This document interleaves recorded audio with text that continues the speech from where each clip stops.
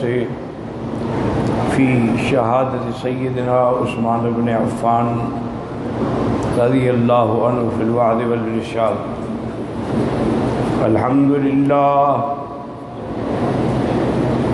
الحمدللہ وکفا والصلاة والسلام علی خاتم الانبیاء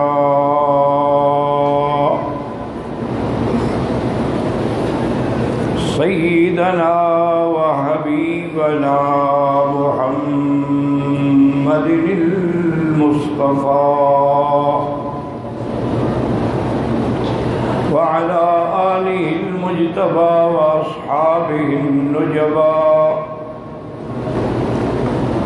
اللهم صل على سيدنا محمد النبي الأمي الهاشمي وعلى آله وأصحابه نجوم الهدى أما بعد فقد قال الله تبارك وتعالى في القرآن المجيد والفرقان الحميد أعوذ بالله من الشيطان الرجيم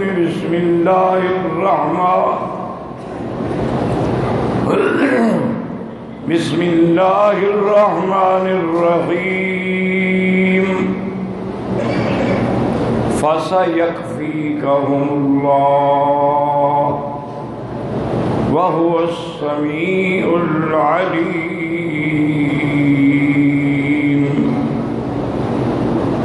صبغة الله ومن أحسن من الله صبغة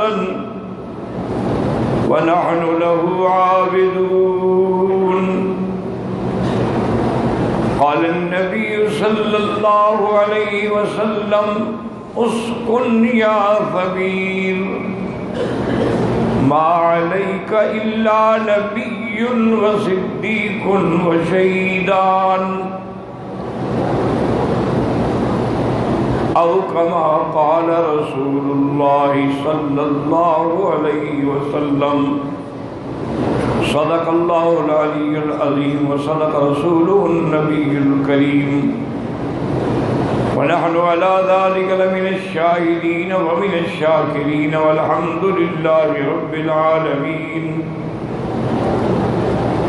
رب اشرح لي صدري ويسر لي أمري واحلل عقدة من لساني يفقهوا قولي رب زدني علما سبحانك لا علم لنا إلا ما علمتنا إنك أنت العليم الحكيم برادران اسلام، واجب الاحترام بزرگوں، دوستوں، بھائیوں، عزیز نوجوانوں، اللہ تبارک و تعالیٰ کے کلام مقدس و مبارک میں سے آیات مبارکہ اور آقا انعامدار حبیب کبریا سیدنا محمد مصطفیٰ صلی اللہ علیہ وعلا آلہ واصحابہ وسلم تسلیما کثیرا کثیرا کے فرامین مبارکہ میں سے ایک حدیث تلاوت کی ہے۔ دعا فرمائیں کہ اللہ تبارک و تعالی اس عاجز کو مع الاہل صحت عافیت کاملہ عاجلہ دائمہ اور حق بات بیان کرنے کی توفیق عطا فرمائیں۔ آپ کو حق سننے سمجھنے کی، ہم سب کو حق پر چلنے کی توفیق عطا فرمائیں۔ پروردگار عالم تمام آنے والوں کی حاضری، حج، عبادات، زیارات، صدقات، خیرات منظور و مقبول فرمائیں۔ میں نے سابقہ درس میں امیر المؤمنین سیدنا عثمان بن عفان ذی النورین رضی اللہ تعالی عنہ کے مناقب بیان کیے تھے۔ اور اسی میں نے یہ بھی بتایا تھا کہ یہ پہلے شخص ہیں صحابہ میں جن کو یہ فضیلت ملی ہے کہ یہ ذی النورین بھی ہیں کہ حضور کی 2 بیٹیاں ان کی بیوی بنی،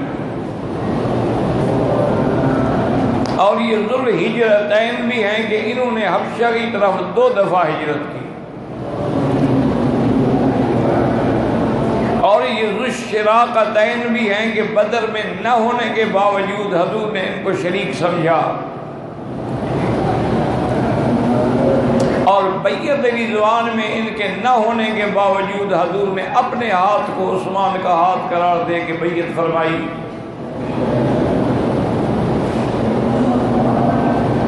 اور اسی طرح یہ ذو البشارتین بھی ہیں کہ جب انہوں نے بئر روما میٹھے پانی کا کنواں مدینے میں خرید کر کے وقف کیا تو حضور نے جنت کی بشارت دی، اور اسی طرح جب مدینہ منورہ کی مسجد کے لیے زمین خرید کر کے وقف کی تو حضور نے جنت کی بشارت دی۔ ویسے تو کئی مقام پر حضرت عثمان کو جنت کی بشارت ملی ہے،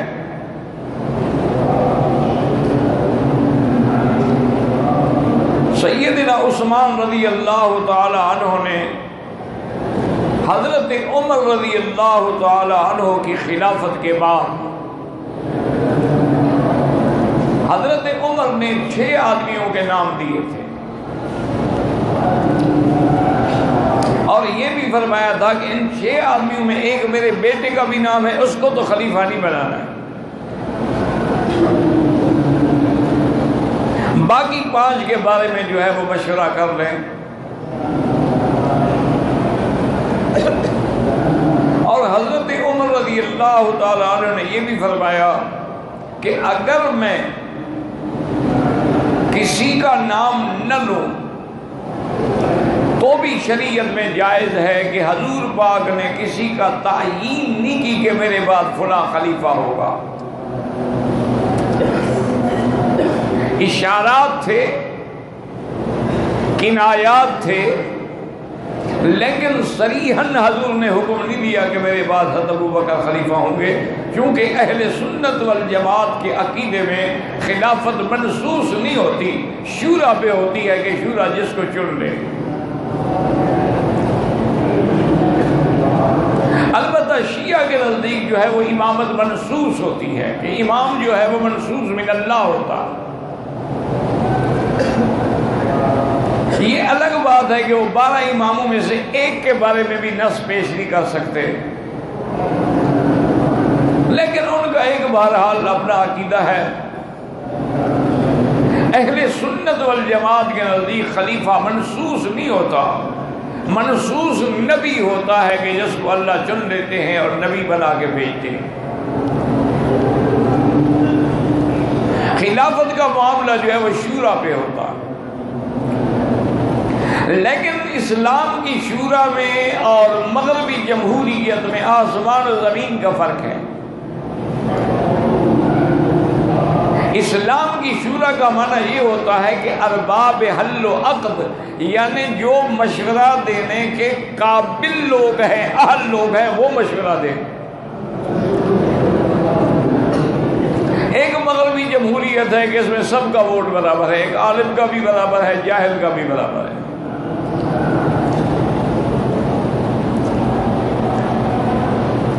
اور پھر اس مغربی جمہوریت میں فیصلہ اکثریت پہ ہوتا ہے، اسلام میں فیصلہ اہلیت پہ ہوتا ہے کہ اہل کون ہے۔ اگر اکثریت کے فیصلے کو دیکھا جائے تو پھر تو یزید کو سب علاقوں نے ووٹ دے دیا تھا اور وہ خلیفہ بن گیا تھا، لیکن ارباب حل و عقد اہل مدینہ اور اہل مکہ نے ووٹ نہیں دیا تھا، لہذا اس کی خلافت جو ہے وہ شرعاً خلافت نہ بنی۔ تو ان 5 آدمیوں نے سب نے بالاتفاق حضرت عثمان رضی اللہ تعالی عنہ کو منتخب کیا۔ حضرت عثمان رضی اللہ تعالی عنہ نے اپنے دور خلافت میں اتنے عظیم کارنامے سر انجام دیے ہیں کہ مراکش سے لے کر کابل تک کا علاقہ جو ہے وہ حضرت عثمان کے زمانے میں فتح ہوا ہے۔ حضرت عمر کے زمانے میں 22 لاکھ مربع میل پہ اسلام کا پرچم لہرایا، لیکن حضرت عثمان کے زمانے میں 44 لاکھ مربع میل پہ اسلام کا پرچم لہرا گیا۔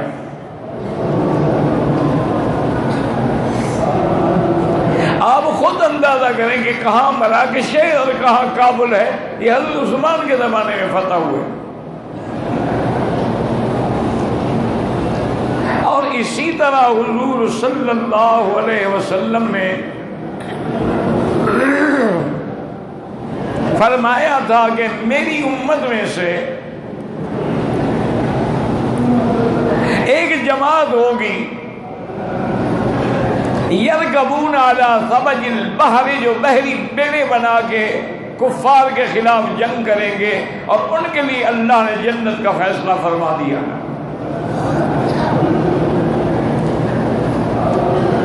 اسی طرح ایک دن میرے آقا رحمت دو عالم محبوب دو عالم صلی اللہ علیہ وسلم سو رہے تھے، اور آپ جب نیند سے اٹھے تو مسکراتے ہوئے اٹھے۔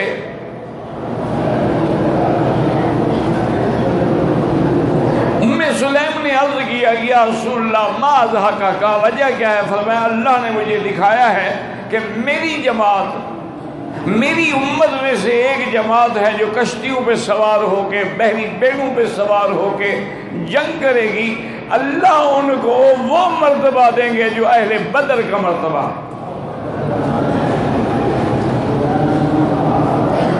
بی بی نے بھی کہا، انہوں نے کہا فتح اللہ یا رسول اللہ، دعا کرے اللہ مجھے بھی ان میں شامل کر لے۔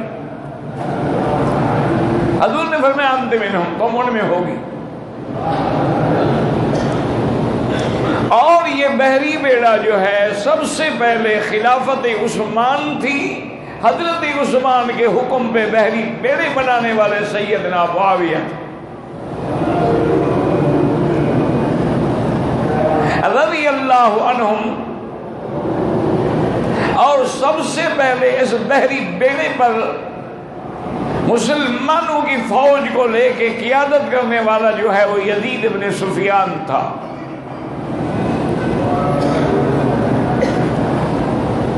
بعض لوگ اس کو یزید، لیکن وہ یزید ابن معاویہ الگ ہے، یزید ابن سفیان حضرت معاویہ کے بھائی ہیں، بیٹے نہیں ہیں۔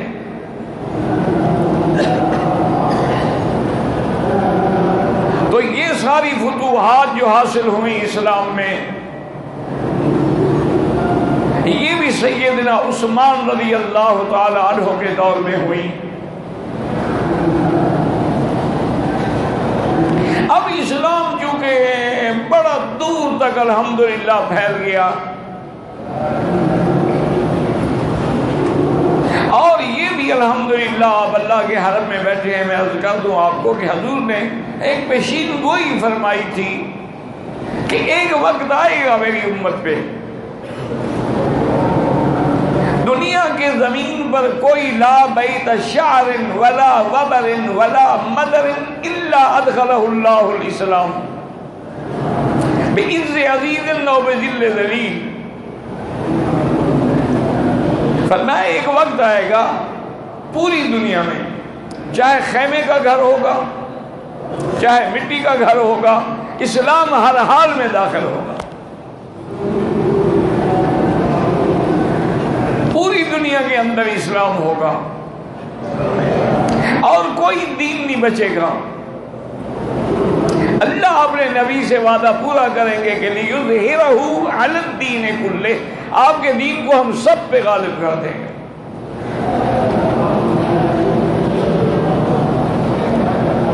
اور وہ دور آئے گا جب حضرت عیسیٰ ابن مریم نزول فرمائیں گے۔ حضرت عیسیٰ ابن مریم آسمانوں میں زندہ موجود ہیں، اور اعلان فرمائیں گے لَيَنزِلَنَّ عیسیٰ ابن مریم علی منارۃ شرقیہ بیضاء دمشق کے اندر جو مسجد ہے اس کے مشرقی مینارے پر حضرت عیسیٰ اتریں گے، اور اس وقت امام مہدی جو ہے وہ مصلی پہ کھڑے ہوں گے۔ مہدی پہلے آئیں گے، عیسیٰ علیہ السلام بعد میں آئیں گے، لیکن یہ وہ مہدی نہیں ہے جو شیعہ کہتے ہیں کہ مہدی ہے اور غار میں چھپا ہوا ہے۔ اسی لیے شیعہ کے نزدیک یہ جو دور ہے نا، یہ غیبوبت کبریٰ کا زمانہ ہے۔ اس لیے جب وہ نماز پڑھتے ہیں، عید پڑھتے ہیں، جمعہ پڑھتے ہیں، مصلی جو بچھاتے ہیں اس پہ امام کھڑا نہیں ہوتا، ساتھ مصلی بچھا کے کھڑا ہوتا ہے۔ وہ کہتے ہیں مصلی تو امام کے لیے، امام غائب ہے۔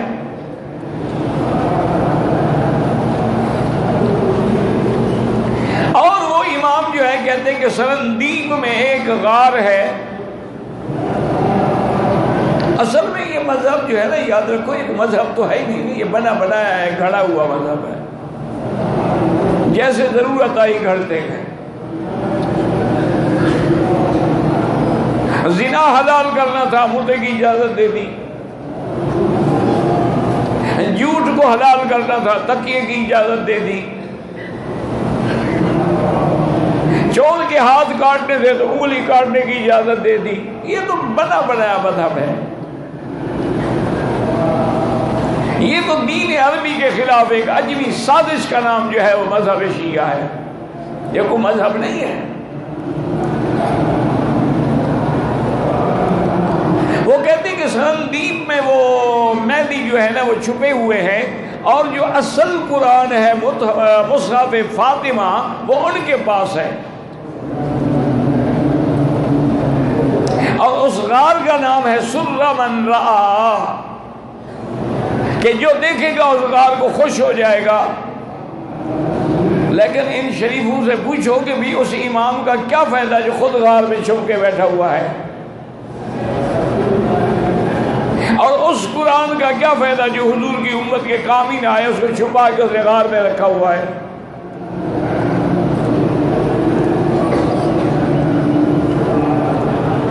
اچھا، پھر یہ بھی کہتے ہیں کہ وہ مہدی جو ہیں ان کا نام محمد ہے، اور حسن عسکری کے بیٹے ہیں۔ حسن عسکری کی اولاد ہی نہیں ہے، کیونکہ سارا مذہب کی بنیاد جب جھوٹ پر ہو۔ ان کے نزدیک تو یہ ہے نا جی کہ حضور کے بعد صرف 5 صحابہ ہیں جو مسلمان ہیں، باقی تو کہتے ہیں نعوذ باللہ سارے مرتد ہو گئے۔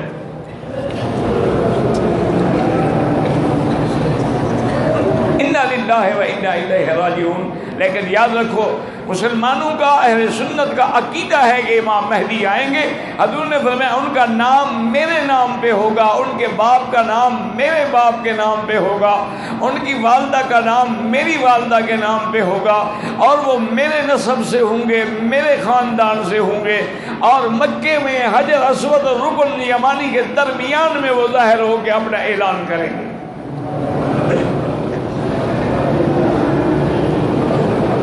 اور اللہ ان کی مدد فرمائیں گے، اور وہ اسی دمشق میں، اسی مسجد میں نماز کے لیے صفیں بنا چکے ہوں گے۔ نماز ابھی شروع نہیں ہوگی کہ عیسیٰ علیہ السلام اتریں گے۔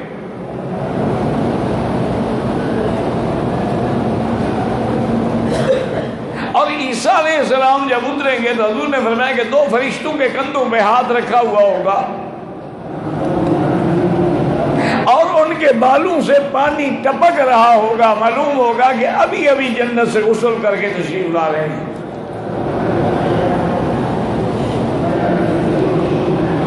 جب عیسیٰ علیہ السلام آئیں گے قریب میں تو امام مہدی پہچان لیں گے کہ وہ اللہ کا نبی ہے، اللہ کا رسول ہے، تو مصلی سے ہٹنا چاہیں گے، لیکن امام حضرت عیسیٰ فرمائیں گے اللہ رسلے کا نہیں، تم مصلی پہ کھڑے ہو جاؤ، پہلی نماز میں تمہارے پیچھے پڑھوں گا تاکہ دنیا کو پتہ لگے کہ میں حضور کا امتی بن کے آیا ہوں، نبی بن کے نہیں آیا۔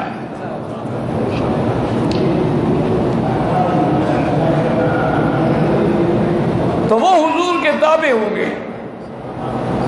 پہلی نماز ان کے پیچھے پڑھیں گے۔ اور حضور نے فرمایا کہ حضرت عیسیٰ کے زمانے میں دجال بھی ظاہر ہوگا، اور دجال کو اللہ نے استدراجی قوتیں دی ہوں گی جیسے شیطان کے پاس ہیں، کہ وہ خشک دریاؤں کو کہے گا وہ چل پڑیں گے، زمین کو حکم دے گا کہ اپنے خزانے نکالو تو زمین سونا چاندی باہر پھینک دے گی۔ حضور نے فرمایا اس کی نشانی یہ ہے کہ اس کی ایک آنکھ جو ہے نا وہ باہر کو نکلی ہوئی ہوگی، یعنی کانا ہوگا۔ اور حضور نے فرمایا کہ اس کے پیشانی پر بھی کاف فا را یہ 3 لفظ لکھے ہوئے ہوں گے، اور مسلمان پڑھ لیں گے کہ کافر۔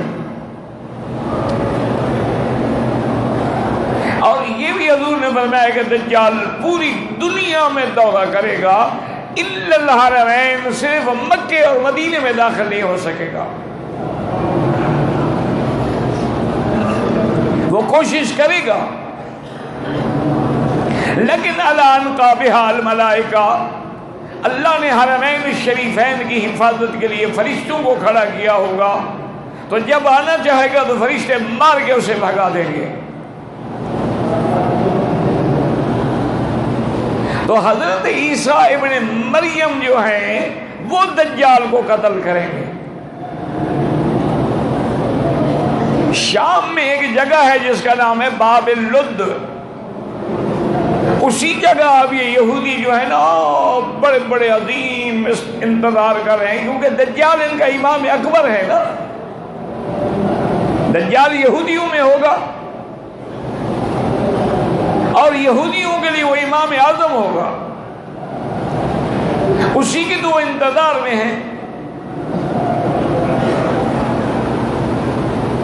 اور حضرت عیسیٰ علیہ السلام جب اس باب لد پہ آئیں گے، دجال کی جیسے نظر پڑے گی عیسیٰ علیہ السلام پہ، حضور نے فرمایا یذوب کما یذوب الملح فی الماء، ایسے پگھلنا شروع ہو جائے گا جیسے نمک پانی میں گل جاتا ہے۔ حضرت عیسیٰ علیہ السلام انہیں قتل کریں گے۔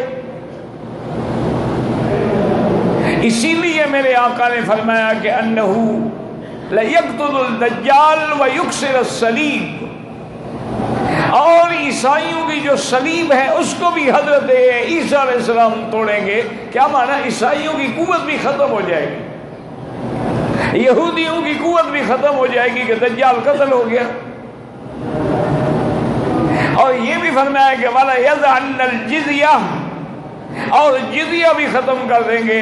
اب یہ ہے کہ یا اسلام قبول کرو یا تلوار۔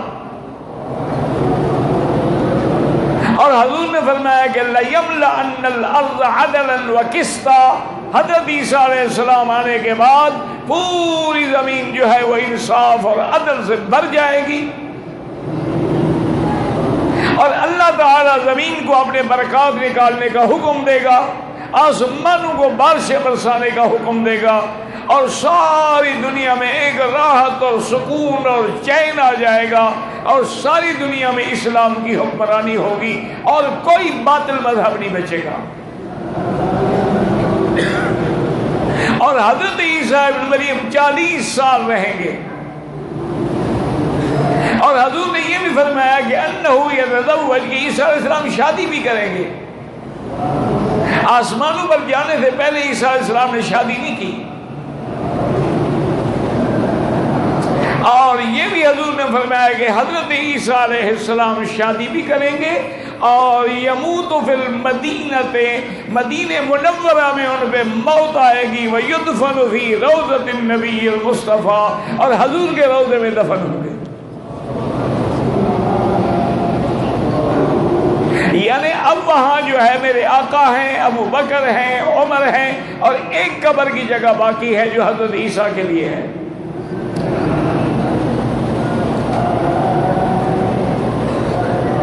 تو پوری دنیا میں عدل و انصاف کا شہرا ہوگا۔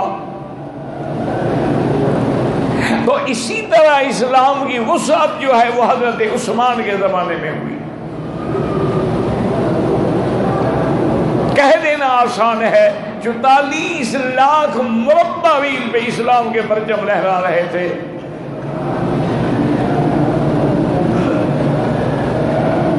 اس دور میں حضرت حذیفہ نے سیدنا عثمان سے عرض کیا کہ امیر المومنین قرآن کی 7 قراتیں ہیں. انزل القرآن والا 7 احرف، قرآن 7 قراتوں پہ اترا ہے. اس لیے سب سے پہلے جمع کا مشورہ دینے والا حضرت عمر ہے، اور کام حضرت ابو بکر کے زمانے میں شروع ہوا، اور حضرت عمر کے زمانے میں حضرت عثمان کے دور آنے سے پہلے پہلے قرآن مکمل ہو گیا، اور ما بین الدفتین جمع ہو گیا. اور اللہ کے قرآن کا ایک ایک حرف جو ہے وہ محفوظ ہے. لیکن شیعہ کا یہ عقیدہ ہے کہ یہ قرآن صحیح نہیں ہے. زید فیہا ونقص منہا غیر وحرف وبدل، ایک قرآن جو ہے تبدیل کر دیا گیا. اصحاب ثلاثہ نے جتنی اہل بیت کے حق میں آیتیں تھیں سب نکال دی ہے، لہذا یہ قرآن مکمل نہیں ہے. اور یہ بات بھی یاد رکھو، جو قرآن کی ایک آیت کا بھی انکار کرے یا اس کے محفوظ نہ ہونے پر عقیدہ رکھے وہ کافر ہے.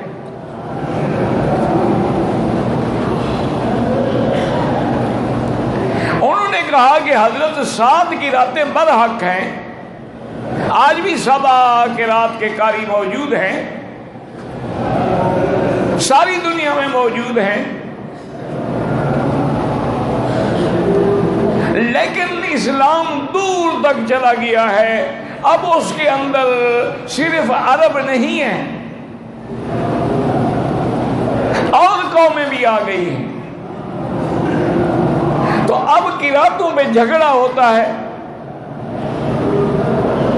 تو میری رائے یہ ہے کہ آپ مہربانی فرما کے ایک قرات پر مصحف کو مرتب کرا دیں.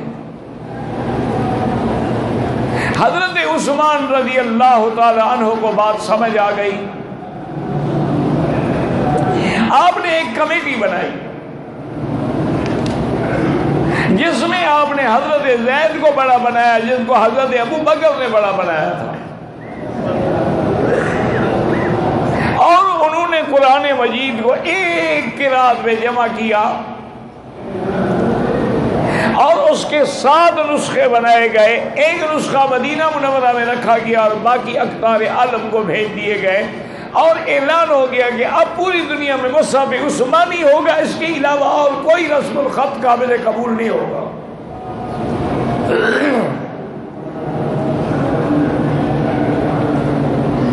تو یہ قرات پر جمع کرنے والا جامع قرآن جو ہے حضرت عثمان ہے رضی اللہ عنہ وارضاہ.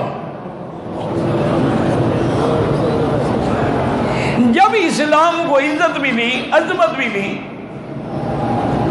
تو یہودی بڑے پریشان ہوئے.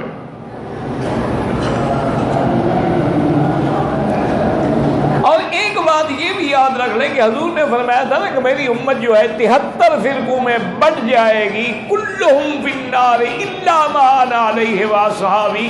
صرف ایک جو ہے وہ جنت میں جائیں گے، باقی 72 کے 72 جہنمی ہوں گے.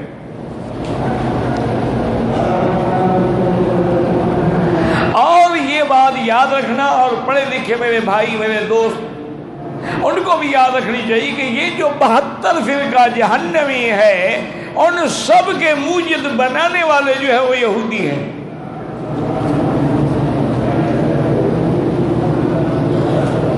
اور ان فرقوں کے اندر روافض ہیں، خوارج ہیں، معتزلہ ہیں، کرامیہ ہیں، قدریہ ہیں، مجبرہ ہیں، مشبہ ہیں، مجسمہ ہیں، اور 72 فرقہ ہے. اور یہ 72 فرقہ بھی حد ہے، پھر ایک ایک کے نیچے سینکڑوں فرقے ہیں. جیسے شیعہ ہے تو شیعہ تو 360 قسم ہیں،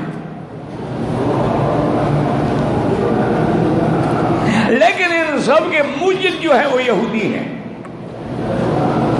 کہ اسلام کے دشمن جو ہیں وہ یہودی ہیں، جنہوں نے حضور صلی اللہ علیہ وسلم کے زمانے میں بھی سازشیں کی، جنہوں نے حضور پاک کو قتل کرنے کی سازش کی، جنہوں نے حضور پاک پہ جادو کرایا، جنہوں نے حضور پاک کو کھانے میں زہر دیا، جنہوں نے سیدہ عائشہ پہ تہمت لگائی، یہ سب یہودیوں کے کارنامے تھے۔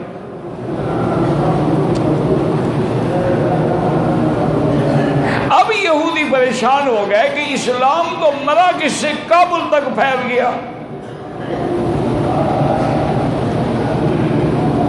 یہ میرے ہندوستانی بھائی جو بیٹھے ہیں نا، یہ صحابہ کے زمانے میں آپ کا ہند جو ہے، خاص طور پہ یہ گجرات اور بھروچ کا علاقہ جو ہے، یہ صحابہ نے فتح کیا۔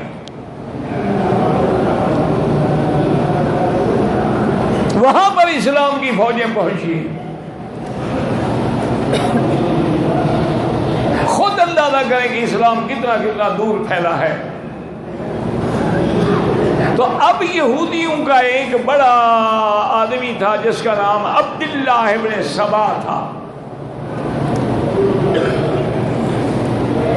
یہودی النسل تھا، یہودیوں کا سردار تھا اور بڑا مکار تھا۔ اس نے سوچا کہ اب اسلام کا مقابلہ ہم نہیں کر سکتے، اب مسلمان ہو کے اندر داخل ہو کے ان کو نقصان پہنچائیں۔ اب دیکھو نا، جیسے مثلا آپ کے علاقے میں یا کسی جگہ ہندوستان میں، بنگلہ دیش، پاکستان میں کوئی آدمی دودھ بیچ رہا ہو اور وہ کہے کہ جناب 1 کلو دودھ میں تب دوں گا کہ 1 کلو پانی بھی خریدو، کوئی خریدے گا؟ کوئی پاگل ہو گیا؟ اور کہے گا بے وقوف آدمی، میں دودھ خریدنے آیا ہوں، پانی خریدنے تو نہیں آیا۔ اچھا، اگر وہ وہی 1 کلو پانی دودھ میں ملا دے تو پھر سارے خرید لیں گے۔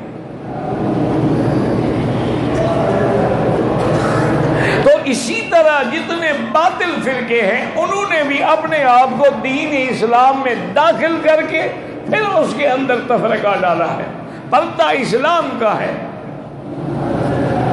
ان میں یہ عبداللہ ابن سبا نے شیعان علی کے نام سے پارٹی بنائی اور حضرت علی کو وصی رسول اللہ ٹھہرایا کہ اہل بیت حقدار تھے حضور کے بعد خلافت کے۔ ابو بکر اور عمر نے زور سے خلافت چھین لی ہے، اصل حق تو حضرت علی کا تھا۔ یعنی پردہ دیا حب اہل بیت کا اور بغض صحابہ۔ اور خوارج کا جو فتنہ ہے وہ بھی یہودیوں نے بنایا، انہوں نے حب صحابہ اور بغض اہل بیت، ان وہ بلبلا کہتے تھے کہ حضرت علی تو مسلمان ہی نہیں ہے۔ وجہ کیا ہے؟ انہوں نے کہا جی حضور نے فرمایا تھا کہ جو بی بی فاطمہ کو دکھائے گا اسے مجھے دکھایا ہے، اور حضرت علی کو آپ نے منع فرمایا تھا کہ شادی نہ کرنا، لیکن حضرت علی نے دوسری شادی کر لی، تو اس نے تو بی بی فاطمہ کو دکھایا ہے۔ اور یہ بھی انہوں نے اپنی کتاب میں لکھا کہ حضرت علی بی بی فاطمہ پہ ظلم کرتے تھے، اس لیے رات رات میں ان کا جنازہ پڑھا دیا تاکہ کوئی غسل کرنے والی عورت جو ہے کسی کو بتا نہ سکے کہ آپ کے بدن پر کتنے بار کے نشان ہیں۔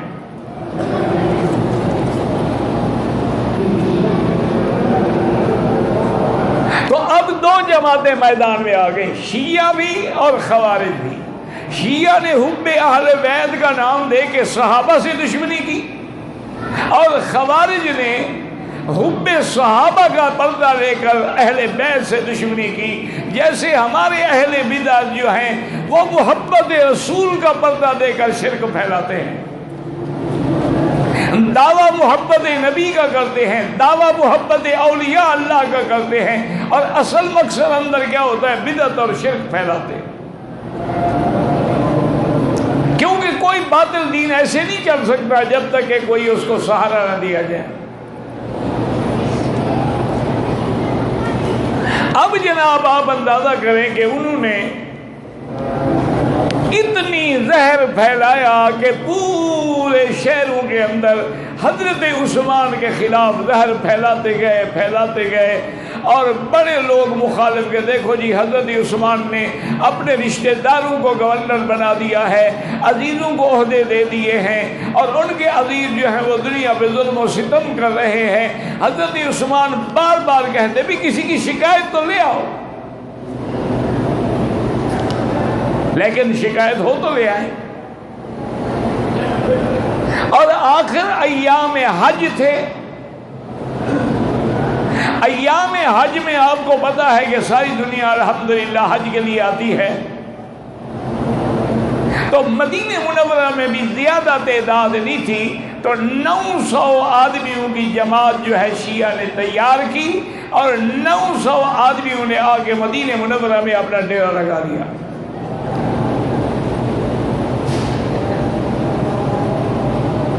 اور یہ 900 جو تھے یہ بلوائی تھے، انہوں نے سب سے پہلا کام جو کیا یہ ہے کہ جمعہ کا دن تھا، سیدنا عثمان رضی اللہ تعالیٰ عنہ حضور کے منبر پہ کھڑے ہوئے خطبہ دیا، تو ایک کھڑا ہو گیا، اس نے کہا عثمان تم خطبہ نہیں دے سکتے، ہم تمہارا خطبہ نہیں سنیں گے۔ پھر ادھر سے آدمی کھڑا ہوا، ادھر سے آدمی کھڑا ہوا، شور ہو گیا مسجد میں، اور ایک بدبخت نے آ کے حضرت عثمان کے ہاتھ سے وہ عصا لے لیا جو پکڑا ہوا تھا اور اس کو توڑ دیا، حالانکہ یہ وہ عصا تھا جو حضرت محمد مصطفیٰ نے دیا تھا۔ اور حضور کے بعد ابو بکر رضی اللہ عنہ اسی عصا کو پکڑ کے خطبہ دیتے تھے، حضرت عمر بھی اسی عصا کو استعمال، ہر خلیفہ حضرت عثمان سے لے کے توڑ دیا، اور اتنا انہوں نے نعوذ باللہ تشدد کیا کہ عثمان اس منبر سے گر گئے اور زخمی ہو گئے۔ مجبوراً آپ کے کچھ محبین نے آپ کو اٹھایا اور آپ کے گھر پہنچا دیا، اور انہوں نے پورے مدینے میں اعلان کر دیا کہ آئندہ ہم حضرت عثمان کو مسجد نبوی میں نماز بھی نہیں پڑھنے دیں گے، جمعہ تو جمعہ ہے۔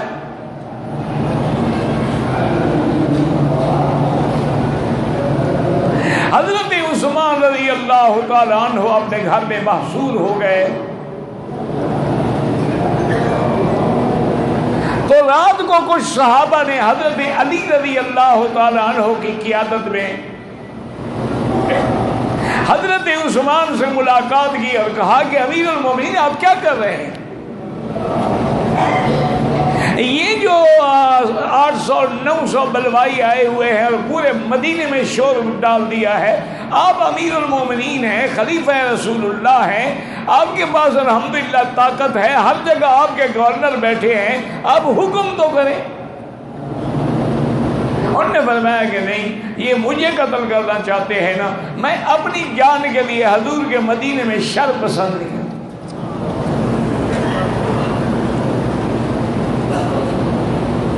انہوں نے دوسری تجویز دی، انہوں نے کہا حضرت دوسری تجویز یہ ہے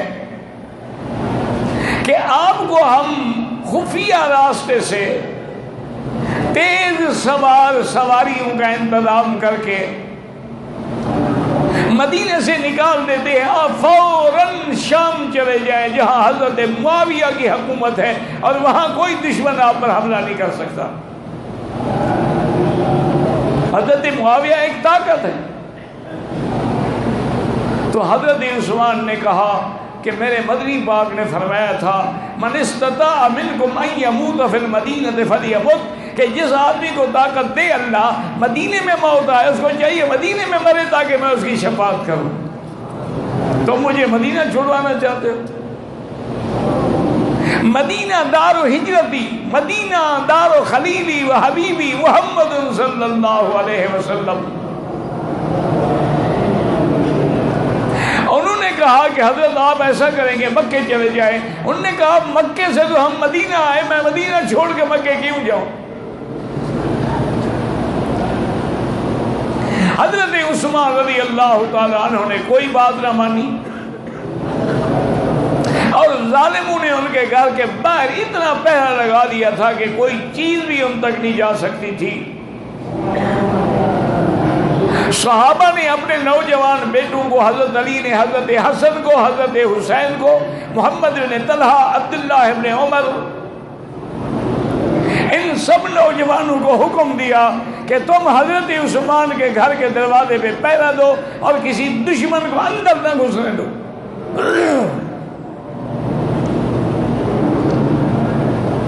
اور اللہ کی شان دیکھیں کہ کربلا کا جو واقعہ، اس میں تو ہمیں کوئی صحیح تاریخ بھی نہیں ملتی نا، لیکن حضرت عثمان پر 40 دن پانی بند رہا۔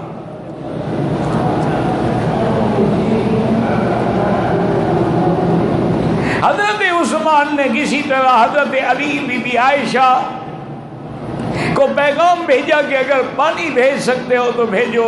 حضرت علی مشکیدہ لے کے آئے، ظالم نے 3 مارا تو مشکیدہ بھی وہی گر گیا۔ حضرت علی نے اپنی پگڑی اتار کے حضرت عثمان کے گھر میں پھینکی کہ کم از کم عثمان کو پتہ لگ جائے کہ میں نے پورا زور لگایا، لیکن ظالم نہیں آنے دیتے۔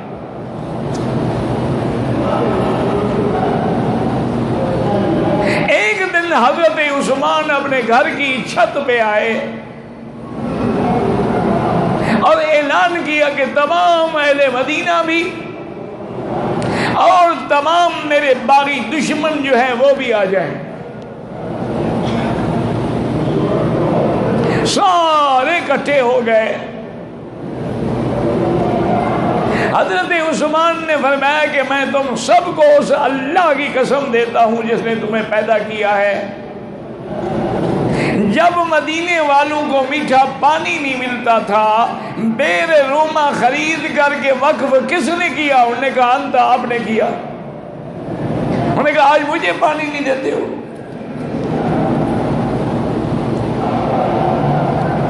حضرت عثمان نے فرمایا کہ جب مسجد نبوی تنگ ہو گئی تو زمین خرید کے دینے والا کون تھا؟ انہوں نے کہا انت، آپ تھے۔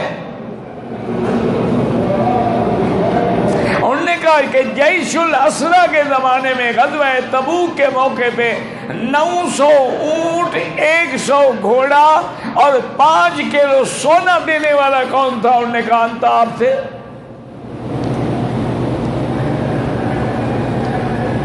انہوں نے کہا حضور کی 2 بیٹیاں کس کے گھر میں ہیں؟ انہوں نے کہا آپ تھے۔ انہوں نے فرمایا کہ اسلام میں کسی کو قتل کرنا جو ہے وہ صرف 3 چیزیں ہیں جن کی وجہ سے قتل ہو سکتا ہے۔ ایک تو یہ ہے کہ کوئی قتل کرے،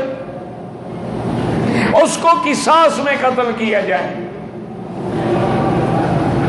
اور ایک یہ ہے کہ کوئی بوڑھا ہو، شادی شدہ ہو اور پھر زنا کرے، اس کو بھی قتل کیا جاتا ہے، اور ایک یہ ہے کہ جو دین اسلام کو چھوڑ کے مرتد ہو جائے اس کو بھی قتل کیا جاتا ہے۔ الحمدللہ میں اسلام پہ قائم ہوں، میں نے آج تک کسی چیونٹی کو بھی قتل نہیں کیا۔ زنا تو بڑی بات ہے، میں نے کسی غیر محرم عورت کے چہرے پہ نظر بھی نہیں ڈالی۔ تم مجھے آخر کیوں قتل کرتے ہو؟ لیکن بلوائیوں نے کہا کہ بالکل نہیں، ہم ہر حال میں آپ کو قتل کریں گے۔ حضرت عثمان رضی اللہ تعالی عنہ واپس گھر میں اترے، کمزوری ہو گئی تھی، 40 دن پانی بھی نہ ملے، کھانا تو کھانا ہے نا، لیکن حضرت عثمان نے فرمایا تھا کہ جب پیاس شدت کرتی ہے میں قرآن پڑھنا شروع کر دیتا ہوں تو پیاس بجھ جاتی ہے۔ حضرت عثمان رضی اللہ تعالی عنہ تھوڑا سا سو گئے دن میں قیلولے کے لیے، اور جب اٹھے تو اپنی بیوی نائلہ کو بلایا اور فرمایا کہ نائلہ، معلوم ہوتا ہے میرے شہید ہونے کا وقت قریب آ گیا ہے۔ آج میں نے خواب میں دیکھا کہ حضور صلی اللہ علیہ وسلم، ابو بکر اور عمر بیٹھے ہیں، اور حضور نے فرمایا کہ عثمان ہم تو تیری انتظار میں ہیں، آج افطار ہمارے ساتھ کرو۔ تو اس لیے فرمایا کہ نائلہ اب میری شہادت کا وقت قریب آ گیا ہے، ایک تو مجھے پجامہ دے دو میں پہن لوں تاکہ باغی مجھے قتل کریں تو کہیں میرا سطر نہ کھل جائے۔ آپ نے پاجامہ پہنا، کپڑے پہنے اور قرآن شریف لے کے پڑھنا شروع کیا، اور اللہ تبارک و تعالیٰ کی شان ہے کہ بلوائیوں نے دیوار کے پچھلے حصے سے کود کے اندر آئے اور ایک ظالم نے لوہے کی لٹھ ماری حضرت عثمان کے سر پہ، اور اس کا خون کا فوارہ جو نکلا تو اسی آیت پہ فَسَيَكْفِيكَهُمُ اللَّهُ وَهُوَ السَّمِيعُ الْعَلِيمُ۔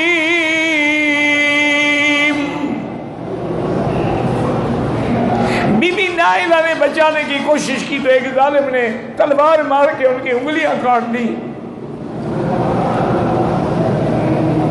اور ایک ظالم حضرت عثمان کے سینے پہ چڑھ آیا اور داڑھی پکڑ کے تماچے مارنے لگا۔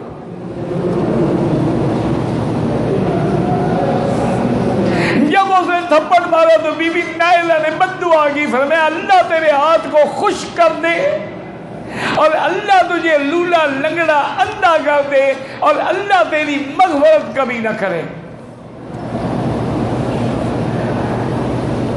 حضرت عثمان اسی حالت میں قرآن پڑھتے پڑھتے شہید ہو گئے، روح نکل گئی، لیکن ظالموں نے پھر بھی سینے پہ چڑھ کے کودتے رہے، آپ کی پسلیاں ٹوٹ گئی۔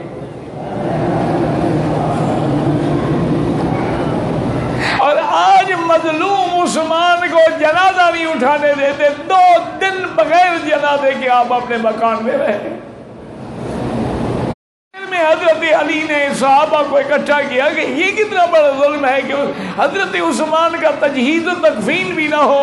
انہوں نے بڑی قوت کے ساتھ رات کو حضرت عثمان کو گھر سے نکالا، اور لالٹین لیے ہوئے بی بی نائلہ آگے چل رہی تھی کہ شاید بلوائی جو ہے وہ عورت کا حیا کریں، اور بڑی مشکل سے صرف 18 آدمیوں نے حضرت عثمان کا جنازہ پڑھا، جن میں امامت کرنے والے حضرت جبیر ابن مطعم تھے، اور جنت البقیع کے آخری کنارے پہ حضرت کو دفن کیا گیا، اور صحابہ نے کئی دن تک آپ کی قبر پر بھی نگرانی رکھی کہ کہیں بدبخت جو ہے وہ قبر سے نکال کے بھی حضرت عثمان کی بے حرمتی نہ کریں۔ حضرت محمد ابن سیرین فرماتے ہیں کہ میں طواف کر رہا تھا، ایک آدمی میں نے دیکھا لولا لنگڑا اندھا ہے اور دعا مانگ رہا ہے کہ اللہم اغفر لی وما اظن ان تغفر لی، اللہ میرے گناہ معاف کر دے، لیکن مجھے گمان ہے مجھے گناہ معاف نہیں کریں گے۔ محمد ابن سیرین کہتے ہیں میں نے ایسی دعا سن کے حیران ہوا، میں نے جب فارغ ہوئے طواف سے اسے پوچھا یہ کیسی دعا کر رہے ہو؟ اللہ سے بخشش مانگنی چاہیے، یہ تو نہیں کہ مجھے گمان ہے آپ مجھے معاف نہیں کریں گے۔ اور نے کہا کہ محمد ابن سیرین میں وہ بدبخت ہوں جس نے عثمان کو تھپڑ مارا تھا۔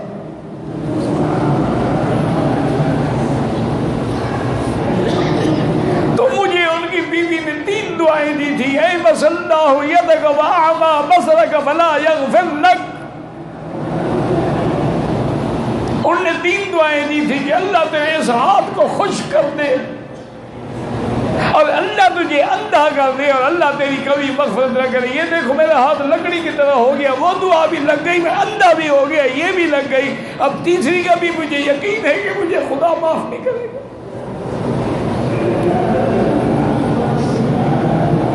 حضرت عثمان غنی رضی اللہ تعالی عنہ کی شہادت کے بعد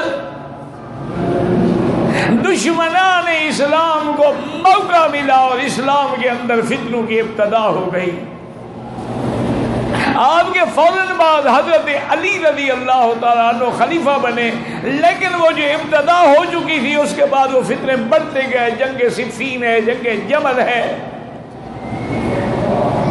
وہ تلوار جو حضرت عثمان میں اٹھی تھی اسلام کے خلاف ہمیشہ چلتی رہی۔ तबारक व तआला हमें, आपको और सबको सही अकीदा और सही मानों में असहाब रसूल की मोहब्बत नसीब फरमाएं। वमा अलैना इल्लल बलाग।